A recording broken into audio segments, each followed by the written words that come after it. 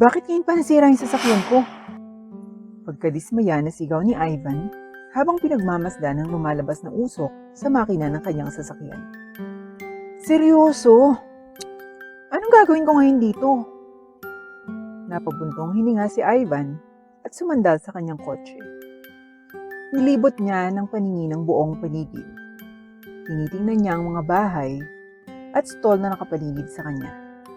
Sa kabutihang palad, ang kanyang sasakyan ay nasira sa gitna ng isang kapitbahayan. Hindi niya alam ang gagawin kung masisira ang sasakyan niya sa gitna ng kawalan, kung saan walang tutulong sa kanya. Wala siyang dalang gamit gaya ng kanyang telepono at laptop sa kadahilan ng nagmamadali siyang pumasok sa trabaho kaninang umaga. Dahil dito, hindi niya matawagan ang kanyang sekretarya para tulungan siya. Umaasa lamang siya sa tulong ng mga tao sa kapitbahayan. Bagamat ayaw ni Ivan na makapag-usap sa mga tao, kailangan niya itong gawin, kaya nagsimulang magtungo si Ivan sa isang tindahan na napapaligiran ng maraming tao. Isa itong chess club. "Excuse me," sabi ni Ivan nang makuha niya ang atensyon ng mga tao. "Paano ka namin matutulungan, sir?" Tanong ng isa sa mga babaeng nakatayo doon sa matandang lalaki. "Sira yung sasakyan ko. May alam ba kayo dito na mag-aayos ng makina ng sasakyan? Willing ako magbayad," sabi ni Ivan habang nagtitingin na ng mga tao. "Wala ba?" Naiinip na sabi ni Ivan. "Pagpaumanhin niyo po, Ginoo. Ngunit halos hindi dumaan ang mga sasakyan sa kapitbahay na ito. Kaya hindi naisip ng mga tao dito na magkaroon ng mekaniko o ano pa." Tumango naman ang mga tao at sumang-ayon sa babae. "Nakikita ko. Meron bang... Ako! Alam ko kung paano ayusin ang mga makina ng kotse." Dinig na dinig ang boses ng isang binatang lalaki at gumalaw paligid ang lahat at binigyan ng paraan na makadaan ng isang maliit at gusgusing binata na tumayo sa harapan ni Ivan. "Hi sir, alam ko po kung paano ayusin yung mga makina ng iyong kotse. Gusto niyo po bang tumulong ako?" Tanong ng binatang lalaki habang mahigpit ang pagkakahawak sa isang toolbox. Bilang ganti, tumingin si Ivan sa bata habang nakataas ang kilay. "Paumanhing bata, ngunit gusto ko lamang ang mga profesional na magtatrabaho sa aking kotse," sabi ni Ivan na may matigas na boses. "Hindi mo kailangang mag-alala sir. Profesional ako, pangako." Pakiusap ng bata habang lahat ay napatigil sa kanilang ginagawa at pinagmamasdan ng sitwasyon na kasalukuyang nangyayari. "Pasensya na pero kung maaari lang po, kailangan ko lang po talaga ng pera sir. Hayaan niyo na akong gawin to." Pagmamakaawa ng binata sa pagkakataong ito. Lumuhod siya sa harap ni Ivan na pinagpapawisan na dahil hindi niya alam ang gagawin at dahil kasalukuyang nakatingin sa kanya ang lahat. Sa huli, bumuntong hininga si Ivan at pumayag na ayusin ng binata ang kanyang sasakyan. Tuwang-tuwa ang binata sa tagumpay habang sinusundan niya si Ivan sa kanyang sasakyan na sirang makina. "Anong magagawa mo? Anong problema sa kotse ko?" Tanong ni Ivan matapos huminto ang dalawa sa harap ng itim na sasakyan. "Sandali Ginoo, titingnan ko pa kung anong magagawa ko," sabi ng binatang lalaki bago niya binuksan ang kanyang toolbox at kumuha ng mga materyales. Si Ivan ay may pagkaduda na tingin sa binata. Bahagyang nag-aalala na baka sirain ng lalaki ang kanyang sasakyan. Ngunit hinayaan na rin niya ang binata na ayusin ito. Tsaka wala naman siyang pagpipilian. Ang binata lang roon ang posibleng tumulong sa kanya base sa pahayag ng mga tao kanina tungkol sa katotohanang walang mekaniko sa lugar na yon. Napabuntong hininga si Ivan habang nakaluhod sa kanyang sasakyan habang nakatingin sa bata na nagtatrabaho sa kanyang mga makina. "Sabihin mo nga sa akin, anong pangalan mo at bakit mo sinabing kailangan mo ng pera?" Sandaling tumigil ang bata bago siya nagpatuloy at sumagot sa mga tanong ni Ivan. "Ivan ang pangalan ko, sir. at kailangan ko ng pera para sa pagkain. Inamin ni Ivan habang inaayos ang makina ng sasakyan ni Ivan. Bakit kailangan mo magtrabaho para sa pera at pagkain? Mukhang bata ka pa naman para dyan. Nasaan ba yung mga magulang mo? Hindi ba dapat binibigyan ka nila ng kailangan mo? Napatigil si Ivan sa kanyang ginagawa at tumingin sa ibaba habang napupuntong hininga. 16 na taong gulang na ako, Ginoo. Bagamat maaaring hindi ito obvious dahil sa aking maiksing tangkad. Pero 16 years old na talaga ako. Kailangan kong magtrabaho para sa sarili ko ngayon. Wala po ako mga magulang, sir. Namatay na po yung ina ko at hindi ko pa nakikilala ang aking ama. Nakatira po ako ngayon sa tito ko pero hindi niya po ako binibigyan ng pagkain at pera. Kaya pinaghihirapan ko po para makalikom ng pera. Naiintindihan ko naman, hindi niya ako anak at kailangan niyang alagaan ng totoong anak niya sa dati niyang asawa.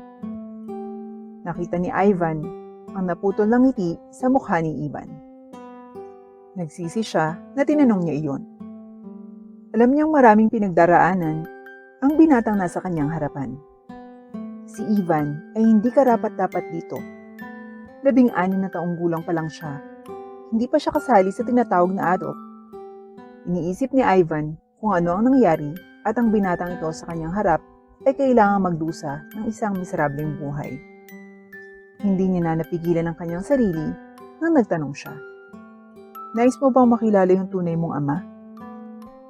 Nag-isip sandali si Ivan bago siyang umiti kay Ivan at sumagot. Naisip ko na ito noon pa at gusto kong makilala ang aking ama. Masayang sabi ni Ivan. Bago namatay yung nanay ko, lagi niyang sinasabi sa akin kung gaano kagwapo at mabait na lalaki ang tatay ko. Sinabi niya sa akin na mayaman din yung tatay ko. Pero dahil mayaman siya, hindi na sila magkasama. Sinabi sa akin ng nanay ko na kailangan niyang tumakas sa aking ama nung ako ay 2 taong gulang pa lamang. Dahil ayaw niyang makita ng iba na ang aking ama ay kasama niya. Sinabi sa akin ng aking ina na ang pagkakaiba sa pagitan niya at ng aking ama ay masyadong malaki. Ang aking ama ay isang mayaman, habang siya ay isang dalagang taga-bukid. Sinabi niya sa akin na ayaw niyang mapahiya ang aking ama, kaya naman siya ay lumisan. At dahil din sa pagkakaiba ng edad nila. Sinabi sa akin ng aking ina na ang aking ama ay mas matanda sa kanya. Sabi ni nanay, binibigyan daw silang dalawa ng mga tao ng kakaibang tingin at sinabi ng lahat na gold digger siya at pera lang ng tatay ko ang gusto niya. Pero alam kong hindi ito totoo. Alam kong mahal na mahal ng nanay ko si tatay. Lagi niyang pinapaalala sa akin na mahal ako ng tatay ko. Kaya gusto ko talaga makilala yung tunay kong ama. Sabi ni Ivan na may matingkad ng ngiti. Natunaw ang puso ni Ivan dito. Kasabay nito, naintriga siya sa isang bagay na sinabi ng bata. Yung part na sinabi ni Ivan na tumakas ang kanyang ina sa kanyang tunay na ama. Nakakaintriga ito kay Ivan dahil 18 taon gulang nang nakalipas, nagkaroon siya ng kasintahan at isang anak na lalaki. Ngunit 2 taon matapos manganak ang kanyang kasintahan, nawala ito at ang kanyang anak at hindi na sila bumalik. Hanggang ngayon ay iniisip pa niya kung nasaan na ang kanyang kasintahan at ang kanyang anak na mahal niya. Sir, malapit na po akong matapos, sabi ni Ivan. Kinuha ni Ivan ang wallet niya sa bulsa para kumuha ng pera bilang pangbayad sa bata. Sa wakas ay natapos na ni Ivan at natanggap niya ang pera mula kay Ivan. Binilang niya ito at laking gulat niya sa dami. Sir, medyo sobra na yata yung binigay mo sa akin. Ibabalik ko ito. Hindi na natapos ni Ivan ang kanyang pangungusap dahil pinutol siya ni Ivan. Hindi na kailangan. Itago mo ito para sa iyong sarili, Ivan. Kailangan mo ito. Bumili ka ng pagkain, damit, at iba pang bagay na gusto mo. Nararapat sa iyan, Ivan. Nakangiting sabi ni Ivan habang tinatapik ang ulo ng binata. Hindi rin gaanong katangkaran si Ivan, kaya naman naabot pa rin niya si Ivan. Ngumiti si Ivan ng maliwanag at patuloy na nagpasalamat kay Ivan. Maraming salamat, sir. Pagpalain ka nawa ng Diyos. Ngumiti si Ivan at naisip. Siya ay isang mabait na kaluluwa. May kinuha agad si Ivan sa sariling bulsa at habang papaalis na si Ivan para bumalik sa loob ng kanyang sasakyan, ay may nahulog sa wallet ni Ivan at nahulog ito sa harapan ni Ivan. Pinulot ito ni Ivan at nabura ang kulay sa kanyang mukha habang nakatingin sa bagay na hawak niya. Isa itong kwintas. Isang kwintas na pamilyar sa kanya. Ivan, sabihin mo nga sa akin, anong pangalan ng nanay mo? Biglang sinabi ni Ivan at tumingin muna si Ivan kay Ivan bago sumagot. Evangeline po. Sa sandaling iyon, nararamdaman ni Ivan ang kanyang sarili na para bang hihimatayin. Nakasandal si Ivan sa kanyang sasakyan habang mahigpit ang pagkakahawak sa kwintas. Kakaiba ang tingin ni Ivan sa matanda. Ivan, sabihin mo sa akin, ang totoong pangalan mo ba ay Elliot? Napalunok ng laway si Ivan sa paghihintay. Opo, paano niyo po nalaman yan? Bago ka po ba? Hindi alam ni Ivan kung matutuwa o may iyak. Sa ngayon, nakatayo sa harap niya ang kanyang pinakamamahal na anak. Ang kanyang anak na nawala kasama ng kanyang kasintahan, 16 na taon na ang nakalilipas. Hindi niya napigilan dahil agad siyang natumba at umiyak habang nagpapanik si Ivan. Sir! Ang anak ko! Sigaw ni Ivan at agad na hinila si Ivan papunta sa kanya at niyakap ng mahigpit. Ha? Natataranta si Ivan. Humiwalay si Ivan sa pagkakayakap sa anak at tumingin dito. Ako ang iyong tatay. Ivan ang pangalan ko. 58 taong gulang ako ngayon at nagkaroon ako ng kasintahan ng pangalan ni Evangeline. 25 taong gulang siya nung magsimula akong makipag-date sa kanya habang ako'y 42 taong gulang ng panahong yun. 28 taong gulang siya nang ipanganak ang aming anak na pinangalan ng Elliot. At siya ay 30 taong gulang nang tumakas kasama ang aming anak. Hindi na siya bumalik sa akin at hindi ko na nakita ang aking anak simula noon. Pero ngayon, nandito ka na. Sa wakas, napapaiyak si Ivan sa tuwa.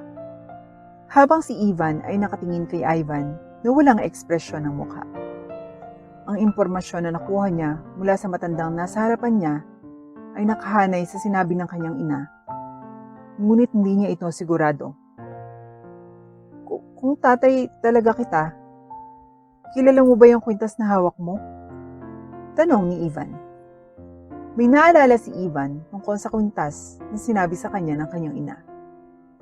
Kung ang matandang nakayakap sa kanya ay tunay niyang ama, dapat alam nito ang kwento tungkol sa kwintas. Oo naman, paano ko makakalimutan? Ito ang kwintas na ibinili ko para kay Evangeline na galing sa France nung 2nd year anniversary namin. Ito ang kwintas na kinailangan kong sisirin sa ilalim ng dagat nang aksidente itong mahulog nang minsan kami magpunta sa beach. Paano ko makakalimutan? Napakagandang alaala kasama ang aking minamahal. Nakangiting sabi ni Ivan at iyon lang ang kailangan ni Ivan. Elliot, habang nakangiti ng malawak at nayakap pabalik ang kanyang ama. Ama! Sigaw ni Elliot sa tuwa. Evangeline, my dear, kamusta ka na ngayon? Kasama ko na ang anak natin ngayon. Magpipiknik kami. Nakangiting sabi ni Ivan habang nakatingin sa lapida ni Evangeline. Napakatagal na mula nang huli kitang makita. Ni minsan, hindi ako nagkaroon ng pagkakataon na magpaalam sa iyo. I'm sorry, wala ako nung huling hininga mo. Pero pangako, babayaran kita. Simula ngayon, ako nang bahala sa anak natin. Napunan ko ng mga kinakailangang dokumento at nasa proteksyon ko na siya. Sisiguraduhin kong mabigyan siya ng magandang bukas. Ibibigay ko ang mundo sa kanya kung gusto niya. Nakangiting sabi ni Ivan habang pinagmamasdan si Elliot na nakaupo sa damuhan habang naglalaro gamit ang cellphone na ibinili niya para dito. Ikinalulungkot ko na kailangan mong tumakas at palakihin si Elliot ng mag-isa. Dahil sa akin, mahal kita, Sinta. Bulong ni Ivan bago siyang umiti sa lapida at sinindihan ng kandila na nasa tabi nito. Sa susunod na ulit, aking mahal. Ingatan mo kami at alagaan mo kami. Mahal na mahal ka namin. Ito ang huling sinabi ni Ivan bago siyang umiti sa huling pagkakataon at naglakad palayo sa lapida. Naglakad siya patungo sa kanyang anak na masayang naglalaro sa bago niyang cellphone. Hindi naman humiling si Elliot ng bagong cellphone, ngunit napagtanto ni Ivan na ang binatang katulad ni Elliot ay mahilig sa mga gadgets na ganito. Gusto niya din na maranasan ni Elliot ang paggamit ng mga devices bilang isang binata. Pa, may naisip ako habang naglalaro. Sabi ni Elliot, bago niya ibinaba ang cellphone na hawak niya. Ano yun, anak? Tanong ni Ivan sa kanyang anak. Mahal ka talaga ni Mama. I mean, Elliot ang pangalan ko, pero pinilit niya ako tawaging Ivan. Ang sabi niya, nickname lang daw, pero actually, pangalan mo yun, maliban sa unang letra ng pangalan ko. Napangiti si Elliot sa naisip. Umupo si Ivan sa tabi ng kanyang anak. Anong gusto mong itawag ko sa iyo kung ganun? Maaari mo po akong tawagin sa anumang pangalan, Ama. Ngumiti si Ivan, nakasing liwanag ng araw. Siya ay isang lalaki na magiging isang kahangahangang tao at iyon ay sigurado. Sige kung ganon, mananatili na lang ako na tawagin ka bilang Ivan para mapanatili ang alaala ng iyong ina. Nakangiti ang dalawa habang pinagmamasdan ng kalikasan sa kanilang paligid.